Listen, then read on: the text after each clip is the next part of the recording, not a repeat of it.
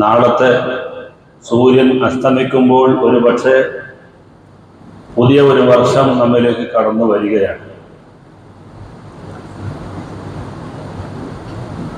അല്ലെങ്കിൽ തിങ്കളാഴ്ച എന്തായാലും 1446 ഹിജറ വർഷം നമ്മിലേക്ക് കടന്നു വരികയാണ്. അല്ലാഹു തആല ഈ കഴിഞ്ഞുപോയ ജീവിതത്തിൽ വന്നിട്ടുള്ള എല്ലാ പാപങ്ങളും അല്ലാഹു മാഫ് ചെയ്യുമാറാവട്ടെ. പ്രിയപ്പെട്ട സഹോദരങ്ങളെ, അല്ലാഹു തആല വിശുദ്ധമായ ഖുർആനിൽ നമ്മെ പഠിപ്പിക്കുകയാണ്. ഇന്ന ഇദ്ദത ശുഹൂരി ഇൻദല്ലാഹി 12 ശഹറൻ ഫീ കിതാബില്ലാഹ് യൗമ ഖലഖസ് സമാവാതി വൽ അർദ്. ആകാശഭൂമി സൃഷ്ടിച്ച അന്ന് മുതൽക്ക് മാസങ്ങൾ 12 ആണ്. അല്ലാഹു സുബ്ഹാനഹു വ തആല നമുക്ക് നൽകിയ നിമിഷങ്ങൾ, സമയങ്ങൾ, മണിക്കൂറുകൾ, ആഴ്ചകൾ, മാസങ്ങൾ, വർഷങ്ങൾ അതെല്ലാം വളരെ വിലപ്പെട്ടതാണ്. നമ്മൾ ഓരോ ദിവസവും ഓരോ വർഷവും കഴിയുമ്പോൾ നമുക്ക് വയസ്സ് കൂടുന്നുണ്ട് എന്ന് നാം പറയുന്നുണ്ടെങ്കിലും യഥാർത്ഥത്തിൽ നമുക്ക് വയസ്സ് കുറയുകയാണ് ചെയ്യുന്നത്, ആയുസ് കുറയുകയാണ് ചെയ്യുന്നത്. അല്ലാഹു തആല കണക്കാക്കിയിട്ടുള്ള സമയങ്ങളിൽ നിന്ന് ഓരോ സെക്കൻഡും പ്രിയപ്പെട്ടവരെ കഴിഞ്ഞുകൊണ്ടിരിക്കുകയാണ്. മഹാനായ ഇമാം ഗസാലി റഹ്മത്തുള്ളാഹി അലൈഹി ആയുസ് കച്ചവടം ചെയ്യുന്ന ഒരു വ്യക്തിയോടാണ് ഒരു മനുഷ്യന്റെ ആയുസ്സിനെ തുലനം ചെയ്തിട്ടുള്ളത്. ആയുസ് കച്ചവടം ചെയ്യാൻ ഒരു ടൗണിൽ വന്ന ഒരു മനുഷ്യൻ തന്റെ ആയുസ് വെച്ച് അദ്ദേഹം എന്തെങ്കിലും കളിക്ക് പോകുമോ? ടൗണിൽ എന്തെല്ലാം കാര്യങ്ങൾ ഉണ്ടാകും. ഒരു ഭാഗത്ത് സർക്കസ് നടക്കുന്നുണ്ട്, ഒരു ഭാഗത്ത് വലിയ ഓഫറുകൾ നൽകി കച്ചവടം പൊടിപൊടിക്കുകയാണ്. പക്ഷേ ഈ കച്ചവടം, ഈ ഐസ് കച്ചവടം നടത്താൻ വന്ന വ്യക്തിയെ സംബന്ധിച്ചിടത്തോളം അതിലേക്കൊന്നും ശ്രദ്ധയില്ല, ശ്രദ്ധിക്കാൻ പാടില്ല. കാരണം ഒരു സെക്കൻഡ് നേരത്തെ വിൽപ്പന നടത്തിയാൽ അത്രയും ക്യാഷ് എനിക്ക് ഈടാക്കാമെന്ന തോതിലുള്ള കച്ചവടമാണ് പ്രിയപ്പെട്ടവരെ ഐസ് കച്ചവടം. എന്നതുപോലെയാണ് മനുഷ്യൻ, അവന്റെ ആയുസ് വളരെ വിലപ്പെട്ടതാണ്. ഓരോ നിമിഷവും പ്രിയപ്പെട്ടവരെ അള്ളാഹുവിന്റെ ദിക്റിലും ഫിക്റിലും ശുക്റിലുമായിട്ടല്ലാതെ ഒരു സെക്കൻഡ് പോലും കഴിഞ്ഞു പോകാൻ പാടില്ല എന്ന നിർബന്ധം നമുക്കുണ്ടാകണം. നമുക്ക് ഒരിക്കലും തന്നെ തിരിച്ചു കിട്ടാൻ പറ്റാത്ത ഒരു വസ്തു ലോകത്തുണ്ടെങ്കിൽ അത് നമ്മുടെ സമയം മാത്രമാണ് എന്ന തിരിച്ചറിവ് പ്രിയപ്പെട്ടവരെ നമുക്കുണ്ടാകേണ്ടതുണ്ട്. മരണപ്പെട്ടു പോയ മാതാവിനെ, പിതാവിനെ അവരെ നാളെ സ്വർഗത്തിൽ നിന്നെങ്കിലും പ്രിയപ്പെട്ടവരെ കാണാമെന്ന ഒരു ആശ നമുക്കുണ്ട്. ഗൾഫിൽ പോയ നമ്മുടെ പ്രവാസി കുടുംബങ്ങളെ ഇന്നല്ലെങ്കിൽ നാളെ കാണുമെന്ന പ്രതീക്ഷയിലാണ് നമ്മൾ ഓരോരുത്തരും കഴിയുന്നത്. എന്നാൽ നിങ്ങൾ ആലോചിച്ചു നോക്കൂ, ലോകം ശാസ്ത്രീയമായി എത്ര തന്നെ പുരോഗമിച്ചാലും ശരി, നഷ്ടപ്പെട്ടു പോയ സെക്കൻഡിനെ വീണ്ടെടുക്കാൻ ലോകത്ത് ഒരു ശക്തിക്കും സാധ്യമല്ല. അതുകൊണ്ട് നമ്മുടെ സമയം വളരെ വിലപ്പെട്ടതാണെന്ന ചിന്ത പ്രിയപ്പെട്ടവരെ നമുക്ക് വേണം. ഒരു ദിവസം പ്രവാചകനായ മുഹമ്മദ് നബി സല്ലല്ലാഹു അലൈഹി വസല്ലം തങ്ങളോട് ഒരു സഹാബി ചോദിച്ചു, നബിയെ, എങ്ങോട്ടാണ് ഈ സൂര്യൻ ഇങ്ങനെ അണിഞ്ഞൊഴുകി പോകുന്നത്? നബി സല്ലല്ലാഹു അലൈഹി വസല്ലം തങ്ങൾ പറഞ്ഞു, അത് അർശിന്റെ ചുവട്ടിലേക്ക് സുജൂദ് ചെയ്യാൻ പോവുകയാണ്. എന്നിട്ടോ ഓരോ ദിവസവും ഈ സൂര്യൻ അല്ലാഹുവിന് വേണ്ടി സാഷ്ടാംഗം നമിച്ചിട്ട് അല്ലാഹുവിനോട് ചോദിക്കും, അല്ലാഹുവേ, ഒരിക്കൽ കൂടി സുജൂദ് ചെയ്യാൻ എനിക്ക് അനുമതി വേണം. അപ്പോൾ അല്ലാഹു തആല ആ സൂര്യന് സുജൂദ് ചെയ്യാൻ അനുമതി കൊടുക്കുമ്പോൾ സൂര്യൻ നമ്മളെ കാണാതെ കിഴക്കിലോട്ട് സഞ്ചരിക്കുകയാണ്. പിറ്റേ ദിവസവും സൂര്യൻ ഇങ്ങനെ കങ്കേമനായി ഒരു വിരുന്നുകാരനെ പോലെ പ്രിയപ്പെട്ടവരെ നമ്മിലേക്ക് എത്തുകയാണ്. അന്നും അല്ലാഹുവിനോട് സുജൂദ് ചെയ്ത് അർശിന്റെ ചുവട്ടിൽ പോയി സുജൂദ് ചെയ്തിട്ട് ചോദിക്കും, എനിക്ക് ഒരിക്കൽ കൂടി സുജൂദ് ചെയ്യാൻ അനുമതിയുണ്ടോ? അല്ലാഹു തആല സൂര്യനെ പിന്നെയും സുജൂദ് ചെയ്യാൻ അവസരം കൊടുക്കുന്നു. എന്നാൽ ഒരു ദിവസം ആ സൂര്യൻ അല്ലാഹുവിനോട് ചോദിക്കുന്നു, എനിക്ക് ഒരിക്കൽ കൂടി സുജൂദ് ചെയ്യാൻ അവസരം വേണം. ലോകത്തുള്ള എല്ലാ വസ്തുക്കളും അല്ലാഹുവിനെ സാഷ്ടാംഗം നമിച്ചുകൊണ്ടിരിക്കുകയാണ്. ഇവിടെയുള്ള പക്ഷികളും പറവകളും മൃഗങ്ങളും, പ്രിയപ്പെട്ടവരെ, ലോകത്തുള്ള എല്ലാ വസ്തുക്കളും അല്ലാഹുവിനെ സുജൂദ് ചെയ്തുകൊണ്ടിരിക്കുന്ന കൂട്ടത്തിൽ കോടാനക്കോടി ഗാലക്സികൾ, നക്ഷത്രങ്ങൾ, ചന്ദ്രനും സൂര്യനും ഉൾപ്പെടെയുള്ള മുഴുവൻ ഗോളങ്ങളും അല്ലാഹുവിനെ സാഷ്ടാംഗം നമിച്ചുകൊണ്ടിരിക്കുകയാണെന്ന് വിശുദ്ധമായ ഖുർആൻ പറയുകയാണ്. നിങ്ങൾ ആലോചിച്ചു നോക്കൂ, ആ സൂര്യൻ ഒരു നാൾ അല്ലാഹുവിനോട് ചോദിക്കും, എനിക്ക് സുജൂദ് ചെയ്തിട്ട് എന്റെ ആശ തീർന്നിട്ടില്ല, അതുകൊണ്ട് ഒരു സുജൂദ് കൂടി ചെയ്യാൻ അനുമതിയുണ്ടോ? പ്രിയപ്പെട്ടവരെ, അന്ന് അല്ലാഹു പറയുന്നത്, എനിക്ക് നിന്റെ സുജൂദിന്റെ ആവശ്യമില്ല, എനിക്ക് നിന്റെ സുജൂദിന്റെ ആവശ്യമില്ലെന്ന് പറയുമ്പോൾ ഈ വാക്ക് കേട്ട് വിഷമിച്ചിട്ട് ഓരോ ദിവസവും മുന്നിലോട്ട് ഗമിക്കുന്ന സൂര്യനുണ്ടല്ലോ, അന്ന് പ്രിയപ്പെട്ടവരെ പിറകിലോട്ട് സഞ്ചരിക്കുകയാണ്. ആ സഞ്ചാരമാണ് പടിഞ്ഞാറിൽ നിന്ന് സൂര്യൻ ഉദിക്കുന്നതായി നിങ്ങൾക്ക് അനുഭവപ്പെടുന്നതെന്ന് അഷ്റഫുൽ ഖൽഖ് സയ്യിദുനാ മുഹമ്മദ് മുസ്തഫ. അപ്പോഴേക്ക് ഖിയാമത്ത് നാളായിട്ടുണ്ടാകും.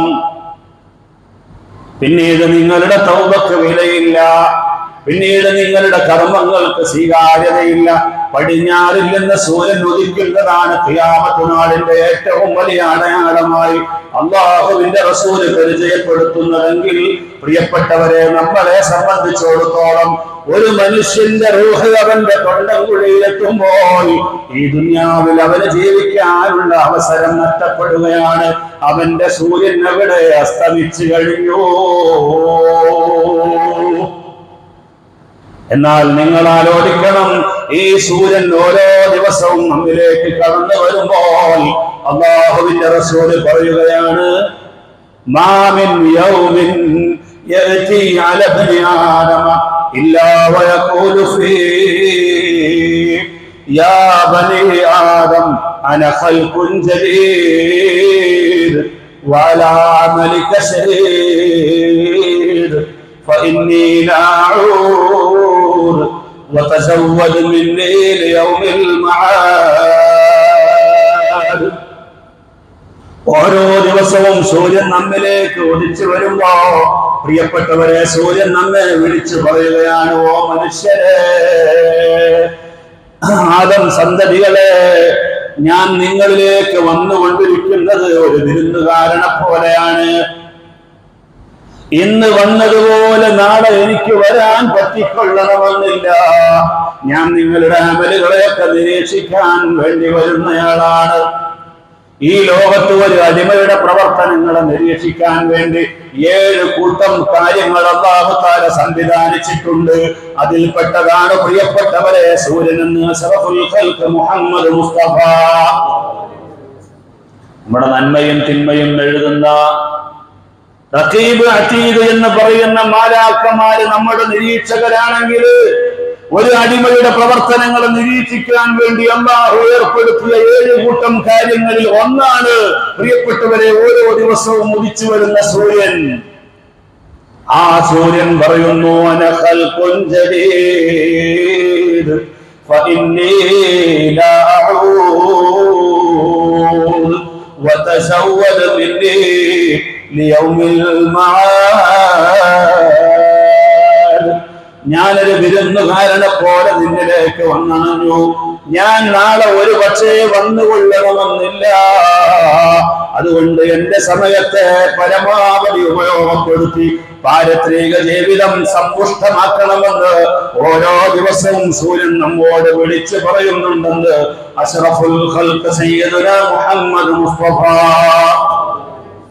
അല്ലാഹുവിന്റെ റസൂല് പറയുകയാണ്, പ്രിയപ്പെട്ടവരെ, വിശുദ്ധമായ ഈ മുഹറം മാസത്തിലേക്ക് നമ്മൾ കാലെടുത്തു വെക്കുന്നതിന് മുമ്പ് നമ്മുടെ കഴിഞ്ഞുപോയ ആയുസ്സുകളെ കുറിച്ച് നമ്മൾ ആലോചിക്കണം. അള്ളാഹു നമുക്ക് നൽകിയ അവസരങ്ങളാണ് പ്രിയപ്പെട്ടവരെ ഇനിയുള്ള അവസരങ്ങൾ. കഴിഞ്ഞുപോയ പാപങ്ങളിൽ നിന്ന് അള്ളാഹുവിനോട് മാപ്പ് ചോദിക്കാൻ നമുക്ക് അവസരങ്ങൾ ഉണ്ടാകണം. നിസ്കാരം ഖളാക്കുന്ന സമ്പ്രദായം നമുക്കുണ്ടായിരുന്നെങ്കിൽ അള്ളാഹുവേ ചെയ്തതെല്ലാം തെറ്റാണ്, ഇനി ഒരിക്കലും ഉണ്ടാവുകയില്ല, ഒരു പുതിയ ജീവിതത്തിലേക്ക് ഞാൻ പാദമൂന്നാൻ പോവുകയാണ്, അതുകൊണ്ട് കഴിഞ്ഞുപോയ തെറ്റുകൾ എനിക്ക് പുറത്തു തരണമെന്ന് പടച്ച റബ്ബിന്റെ മുമ്പിൽ ചോദിക്കാൻ പ്രിയപ്പെട്ടവരെ നമുക്ക് അവസരമുണ്ടാകണം. അള്ളാഹു വിശാലമായ റഹ്മത്തുടയവനാണ്. ഓരോ നിമിഷവും വിലപ്പെട്ടതാണെന്ന് മനസ്സിലാക്കി വരാനിരിക്കുന്ന മുഹറം മാസത്തെ സ്വാഗതം ചെയ്യണമെന്ന് എന്റെ ശബ്ദം ശ്രവിക്കുന്ന സഹോദരങ്ങളോട് ഞാൻ ഓർമ്മപ്പെടുത്താൻ ആഗ്രഹിക്കുകയാണ്. അറബി മാസമാണ്. മുസ്ലിങ്ങളായ നമ്മുടെ ഓരോ പ്രവർത്തനങ്ങൾക്കും പ്രിയപ്പെട്ടവരെ ഡേറ്റായി കുറിക്കേണ്ടത്. ഒരു കച്ചവടം നമ്മൾ തുടങ്ങിയത് എന്നാണ് എന്ന് കണക്കാക്കി അതിന്റെ സക്കാത്ത് കൊടുക്കാൻ പ്രിയപ്പെട്ടവരെ അറബി മാസം നമ്മൾ കാണണം. നമ്മുടെ മക്കൾക്ക് 9 വയസ്സ് പ്രായമാകുമ്പോൾ അവർക്ക് ആർത്തവമുണ്ടാകും. പ്രിയപ്പെട്ടവരെ, ആ 9 വയസ്സ് അറബി മാസപ്രകാരമായിട്ടുണ്ടോ എന്ന് നമ്മൾ വിലയിരുത്തണം. ചാന്ദ്രിക വർഷമാണ് വിലയിരുത്തേണ്ടത്. ഇരിക്കുന്ന ഒരു പെണ്ണ് നോമ്പ് ആരംഭിക്കുന്നത്, അതുപോലെ പ്രിയപ്പെട്ടവരെ ഹജ്ജ് ആരംഭിക്കുന്നത് എല്ലാം ഈ ചാന്ദ്രിക വർഷപ്രകാരമാണ്. മാസപ്പിറവിയെ കുറിച്ച് നിങ്ങളോട് അവർ ചോദിക്കും.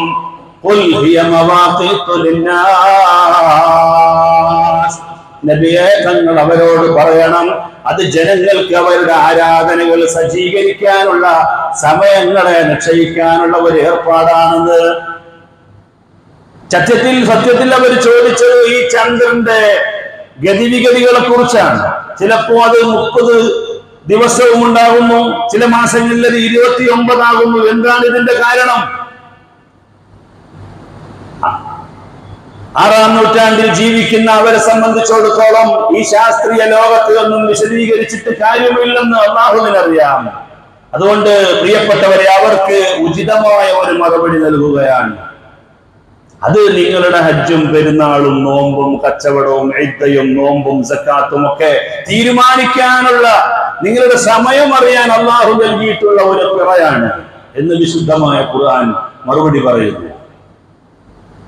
പ്രിയപ്പെട്ടവരെ, നമ്മൾ മനസ്സിലാക്കേണ്ടതുണ്ട്, ഈ ഒരു മാസത്തെ അറബി മാസത്തെ വിലയിരുത്തിയാണ് നമ്മുടെ കാര്യങ്ങളൊക്കെ പോകേണ്ടത്. നമ്മൾ ആയുസ് പറയുമ്പോൾ നമ്മൾ പറയാ സൗരവർഷപ്രകാരമാണ്. അല്ല, നമ്മളെ വയസ്സ് യഥാർത്ഥത്തിൽ അറബി മാസപ്രകാരം 39 വയസ്സ് പൂർത്തിയായ ഒരാളെ സംബന്ധിച്ചിടത്തോളം സൗരവർഷപ്രകാരം 39 വയസ്സ് പൂർത്തിയാകുമ്പോൾ അയാൾക്ക് ചാന്ദ്രിക വർഷപ്രകാരം 40 വയസ്സ് പൂർത്തിയായിട്ടുണ്ടാവും. ഞാൻ എന്തിനാണ് ഈ വേർതിരിവ് നിങ്ങൾ മനസ്സിലാക്കുന്നത്? 9 വയസ്സ് പൂർത്തിയായാൽ സാധാരണഗതിയിൽ മഹാന്മാരായ ഫുഖഹാവ് പറയുന്നുണ്ട്, ആർത്തവമുണ്ടാകാൻ പോകുന്ന സ്ത്രീയെ സംബന്ധിച്ചിടത്തോളം 9 ചാന്ദ്രിക വർഷപ്രകാരം 9 വയസ്സ് പൂർത്തിയാകുന്നതിന്റെയും മുമ്പ് ഒരു 16 ദിവസം മാത്രം ബാക്കിയുള്ള സമയത്ത് കാണുന്ന രക്തവും ആർത്തവമാണ്. അതിനു മുമ്പ് കാണുന്നതൊന്നും ആർത്തവമല്ല, അത് ബ്ലീഡിംഗ് ആണ്. അഥവാ അത് ചികിത്സിച്ച് മാറ്റേണ്ട രോഗരക്തമാണ്. ആ സമയത്ത് അവിടെ നിസ്കരിക്കണം, നോമ്പനുഷ്ഠിക്കണം.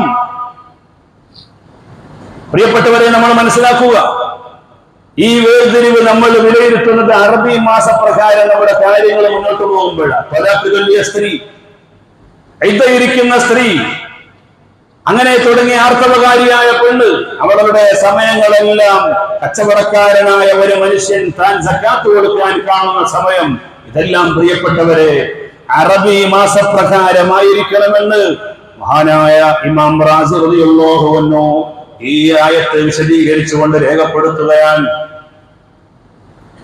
അല്ലാഹു സുബ്ഹാനഹു വ തആല മനുഷ്യരാകുന്ന നമ്മളെ സൃഷ്ടിക്കുന്ന സമയത്ത് അല്ലാഹുവിനൊരു ലക്ഷ്യമുണ്ടായിരുന്നു.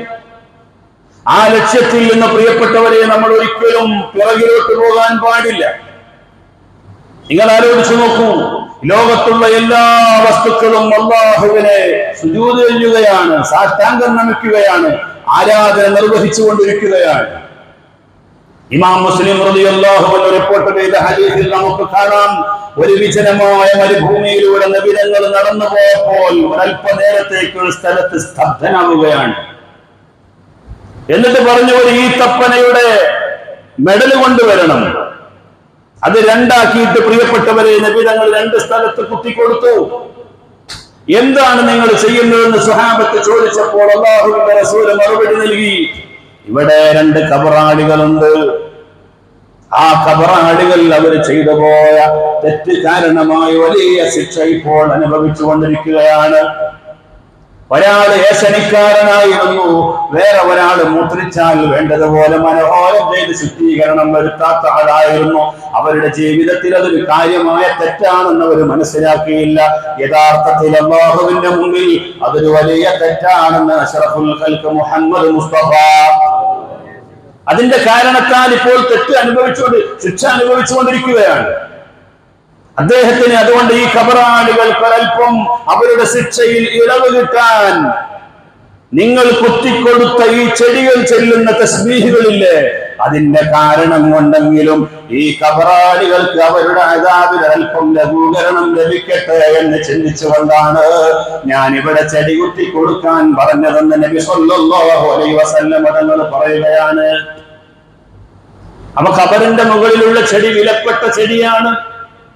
മഹാന്മാരായ ഫുഖഹാവ് പറയുന്നു, അവരുടെ ആ ഖബറാളിയുടെ അനന്തരാവകാശികളുടെ സമ്മതമില്ലാതെ അതിൽ നിന്ന് ചെടിക്കമ്പ് പൊട്ടിക്കുന്നത് പോലും തെറ്റാണ്. പ്രിയപ്പെട്ടവരെ, സിയാറത്ത് ചെയ്യുന്ന ആളുകൾക്ക് മൊത്തത്തിൽ വ്യാപകമായ ബുദ്ധിമുട്ടുണ്ടാകുന്ന സന്ദർഭത്തിലല്ലാതെ പ്രിയപ്പെട്ടവരെ അത് വെട്ടാൻ പാടില്ല. കാരണം അത് ചെല്ലുന്ന തസ്ബീഹുകൾ ആ ഖബറാളികളുടെ ശിക്ഷയിൽ ലഘൂകരണം ലഭിക്കാൻ കാരണമാകുന്നുവെന്ന് നബി സല്ലല്ലാഹു അലൈഹി വസല്ലം തങ്ങൾ പറഞ്ഞുവെങ്കിൽ ഞാൻ നിങ്ങളെ ഓർമ്മപ്പെടുത്തുന്ന പാഠം, ലോകത്തുള്ള എല്ലാ വസ്തുക്കളും അല്ലാഹുവിനെ ആരാധിച്ചു കൊണ്ടിരിക്കുകയാണ്. യഥാർത്ഥത്തിൽ അല്ലാഹുവിനെ ആരാധിക്കാമെന്ന ആ ലക്ഷ്യബോധം, ആത്യന്തികമായ ലക്ഷ്യത്തെ തെരഞ്ഞെടുത്തത് മനുഷ്യനാണ്. മനുഷ്യൻ അവന്റെ ലക്ഷ്യബോധത്തിൽ നിന്ന് ഓരോരോ ദിവസവും അകന്നുകൊണ്ടിരിക്കുകയാണ്. ലോകത്ത് മനുഷ്യനെ സൃഷ്ടിക്കാൻ പോകുന്നുവെന്ന് അല്ലാഹു മലക്കുകളുടെ മുമ്പിൽ അഭിപ്രായം ചോദിക്കുമ്പോൾ മലക്കുകൾ പറഞ്ഞത്, നിനക്ക് തസ്ബീഹ് ചൊല്ലാനും, നിനക്ക് തഹ്ലീൽ ചൊല്ലാനും, നിനക്ക് തക്ബീർ ചൊല്ലാനും, നിന്നെ പുകഴ്ത്താനും ഞങ്ങളുണ്ടല്ലോ റബ്ബേ. പിന്നെ എന്തിനാണ് രക്തച്ചൊരിച്ചിലും അനൈക്യവും ചിത്രതയും ഉണ്ടാക്കുന്ന ഒരു വിഭാഗത്തെ ഇവിടെ സൃഷ്ടിക്കുന്നുവെന്ന് പ്രിയപ്പെട്ടവരെ മലക്കുകൾ അല്ലാഹുവിനോട് ചോദിച്ചു. അത് ചോദിക്കാൻ കാരണമുണ്ട്. നമ്മുടെയും മുമ്പ് ഒരു വിഭാഗം ആളുകൾ ഇവിടെ ജീവിച്ചിരുന്നു. അവർക്കാണ് ഭൂതവർഗം എന്ന് പറയുന്നത്. ഭൂതകാലം എന്ന് പറഞ്ഞാൽ എന്താണ്? കഴിഞ്ഞ കാലം. ഭൂതങ്ങൾ എന്ന് പറയുന്നത് ജിന്നുകളെ കുറിച്ചാണ്. നമുക്ക് മുമ്പുള്ള ഒരു വിഭാഗമായതുകൊണ്ടാണ് അവരെ കുറിച്ച് ഭൂതങ്ങൾ എന്ന് പറഞ്ഞത്.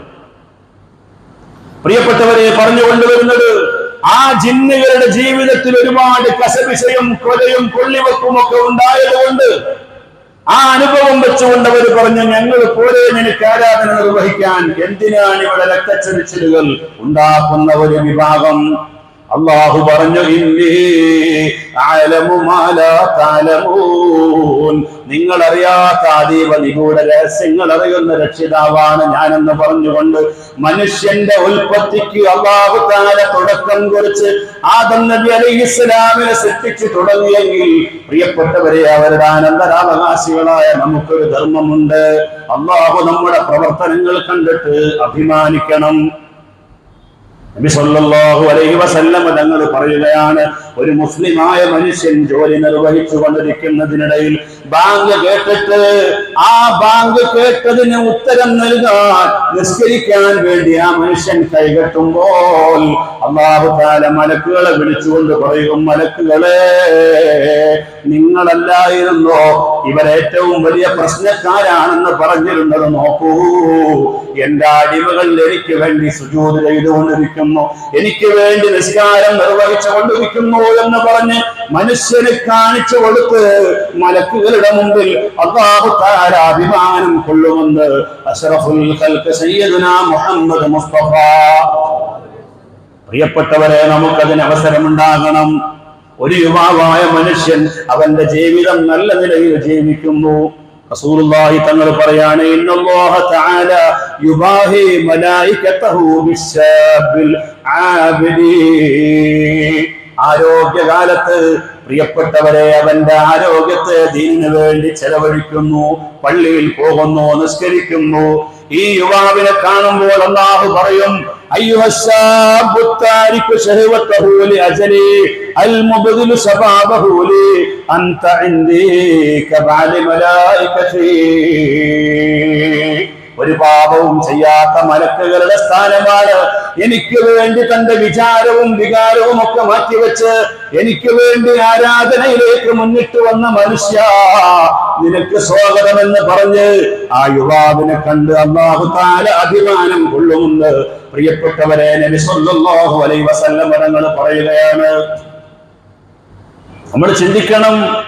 പ്രിയപ്പെട്ടവരെ, നിങ്ങൾ ആലോചിച്ചു നോക്കൂ. കാലഘട്ടത്തിന്റെ ഈ ഒരു അവസ്ഥ എന്ന് പറഞ്ഞാൽ സത്യത്തിൽ മുസ്ലിമീങ്ങൾ ഓരോ ദിവസവും അതപ്പതിച്ചുകൊണ്ടിരിക്കുകയാണ്, വിലയില്ലാതെയായിക്കൊണ്ടിരിക്കുകയാണ്. എന്തെല്ലാം പ്രശ്നങ്ങളാണ് ഇവിടെ ഉടലെടുക്കുന്നത്? ആരെങ്കിലും ചോദിക്കാനുണ്ടോ? അതിന് മറുപടി പറയാനുണ്ടോ? എന്തെല്ലാം പ്രശ്നങ്ങളാണ്? പ്രിയപ്പെട്ടവരെ, നമ്മൾ ആലോചിക്കേണ്ടത് എന്താണ്? എന്തുകൊണ്ട് നബി തങ്ങൾ പറഞ്ഞു, ഒരു ദീനാറിന്റെ ഒരു ദിർഹമിന്റെ വിലയില്ലാത്ത ഒരവസ്ഥ പ്രിയപ്പെട്ടവരെ മുഅ്മിനായ മനുഷ്യന് വരുമ്പോഴാണ് ഖിയാമത്ത് നാൾ സംഭവിക്കുക. അതിലേക്കാണോ നമ്മൾ അടുത്തുകൊണ്ടിരിക്കുന്നത് എന്ന് നമ്മൾ ചിന്തിക്കേണ്ടിയിരിക്കുന്നു. നമുക്ക് വേണ്ടി ശബ്ദിക്കാൻ ആളില്ല. കാരണം നാം അല്ലാഹുവിനെ, പ്രിയപ്പെട്ടവരെ, മനുഷ്യര് നമ്മെ വിട്ടുപോകുന്നത് അല്ലാഹുവിന്റെ അരികിൽ നമുക്ക് സ്ഥാനമില്ലാത്തത് കൊണ്ടാണ്. നിങ്ങളുടെ സ്ഥാനം, എന്റെ അരികിൽ നിങ്ങൾക്കുള്ള സ്ഥാനം മനസ്സിലാക്കാൻ എന്റെ നിയമങ്ങൾക്ക് നിങ്ങൾ എത്ര വില കൊടുക്കുന്നു എന്ന് മനസ്സിലാക്കിയാൽ മതി. ഇതാണ് ഖുദ്സിയായ ഹദീസിലൂടെ അല്ലാഹു തആല പറയുന്നത്. നിനക്ക് എന്റെ അരികിലുള്ള സ്ഥാനം മനസ്സിലാക്കാൻ നിനക്ക് കഴിയും. ഞാൻ നിന്നോട് പറഞ്ഞ നിയമങ്ങൾ ഇംപ്ലിമെന്റ് ചെയ്യുന്നതിൽ എത്രത്തോളം നിനക്ക് കരുത്തുണ്ട്, എത്രത്തോളം നിനക്ക് ആത്മാർത്ഥതയുണ്ട്. അത് തന്നെയാണ് നിനക്കുള്ള സ്ഥാനം എന്റെ അരികിലെന്ന് മനസ്സിലാക്കണം. അല്ലാഹു പറഞ്ഞ നിയമങ്ങൾക്കനുസരിച്ച് ജീവിക്കാൻ നമ്മൾ തയ്യാറല്ല. അവൻ നിസ്കരിക്കണമെന്ന് പറയുന്നു, അക്രമം പാടില്ലെന്ന് പറയുന്നു, ഒരാളെയും വഞ്ചിക്കരുതെന്ന് പറയുന്നു. പ്രിയപ്പെട്ടവരെ, പക്ഷേ അതെല്ലാം ജീവിതത്തിൽ ഉടനീളം ചെയ്തുകൊണ്ടാണ് നിന്റെ ജൈത്രയാത്രയെങ്കിൽ പിന്നെ നിനക്ക് എന്റെ അരികിൽ എന്ത് സ്ഥാനമാണ്? എന്റെ നിയമങ്ങൾക്ക് നിന്റെ അരികിൽ എന്ത് സ്ഥാനമാണുള്ളത്? അത്ര സ്ഥാനമാണ് നിനക്ക് എന്റെ അരികിലുള്ളതെന്ന് ഖുദ്സിയായ ഹദീസിലൂടെ അല്ലാഹു തആല നമ്മെ പഠിപ്പിക്കുകയാണ്. അതുകൊണ്ട് പ്രിയപ്പെട്ടവരെ, നമ്മൾ മനസ്സിലാക്കണം, അടിമകൾ നമ്മളെ കൈയൊഴിഞ്ഞാലും ആര് നമുക്ക് സഹായിച്ചാലുമില്ലെങ്കിലും യജമാനനായ റബ്ബ് നമ്മളെ ഏറ്റെടുക്കുന്ന ഒരു സമയമുണ്ടാകണം. ഒരു രാജ്യത്തുള്ള മുഴുവൻ ആളുകളും നബി സല്ലല്ലാഹു അലൈഹി വസല്ലം തങ്ങൾക്കെതിരായപ്പോഴും പ്രിയപ്പെട്ടവരെ, കേവലം ഒരു ചലന്തി വല അതാ ഗുഹക്ക് മുള്ളിൽ സ്ഥാപിച്ചു, ഗുഹയുടെ മുമ്പിൽ സ്ഥാപിച്ചുകൊണ്ട് ഒരു ശത്രു സൈന്യത്തിൽ നിന്ന് നബി തങ്ങളെ രക്ഷപ്പെടുത്തിയ ചരിത്രമാണ് പരിശുദ്ധമായ ഇസ്ലാമിൽ നമുക്ക് പങ്കുവെക്കാനുള്ളതെങ്കിൽ പ്രിയപ്പെട്ടവരെ, ഇത് നമുക്ക് അനുഭവമാണ്. അതുകൊണ്ട് നമ്മൾ ആലോചിക്കുക, ഏത് മനുഷ്യർ നമ്മളെ കൈവിട്ടാലും ഖാലിഖായ റബ്ബ് നമ്മളെ കൈവിടാതിരിക്കാൻ, പടച്ച തമ്പുരാന്റെ നിയമങ്ങൾ അനുസരിച്ച് ജീവിക്കാൻ നമ്മൾ ഓരോരുത്തരും പ്രതിജ്ഞാബദ്ധരാകണമെന്ന് ഈ വർഷത്തിന്റെ അവസാന വേളയിൽ വരുന്ന മുഹറം മാസത്തെ സ്വാഗതം ചെയ്തുകൊണ്ട് എന്റെ ശബ്ദം ശ്രവിക്കുന്ന സഹോദരങ്ങളോട്, സത്യവിശ്വാസികളോട് ഞാൻ ഓർമ്മപ്പെടുത്തുകയാണ്. അല്ലാഹു സുബ്ഹാനഹു വ തആല ഈ ദിവസത്തിന്റെ സമയത്തിന്റെ ബറക്കത്ത് കൊണ്ട് നമ്മുടെ ജീവിതത്തിൽ വന്നുപോയ സകല പാപങ്ങളും അല്ലാഹു മാഫു ചെയ്യുമാറാവട്ടെ. ജീവിക്കുന്ന കാലത്തോളം ആഫിയത്തോടെ ഇസ്സത്തോടെ ജീവിച്ച് മരണം ഹൈറാകുന്ന സമയത്ത് ലാ ഇലാഹ ഇല്ലല്ലാഹ് എന്ന കലിമത്തുൽ ഷഹാദ ചൊല്ലി മരിക്കാൻ അല്ലാഹു നമുക്ക് തൗഫീഖ് നൽകുമാറാവട്ടെ.